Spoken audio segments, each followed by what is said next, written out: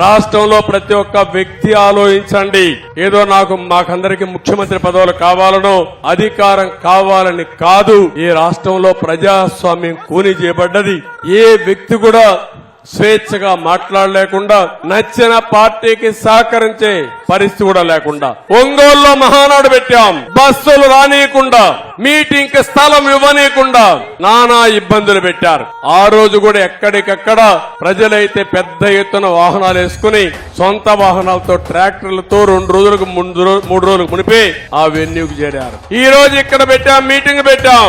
కేంద్రం ట్రైన్స్ కావాలంటే ఇచ్చారు, రాష్ట్రం మాత్రం ఆర్టీసీ బస్సు ఒకటి ఇవ్వాల. నీ మీటింగ్ పెడితే ప్రైవేట్ బస్సులు, ఆర్టీసీ బస్సులు ఇష్టానుసారంగా వాడతారు. అదే ప్రతిపక్షం మీటింగ్ పెడితే మేము డబ్బులు కడతామంటే బస్సులు ఇవ్వనీయకుండా చేశారంటే ఇది ప్రజాస్వామ్యమా అని మిమ్మల్ని అడుగుతున్నా.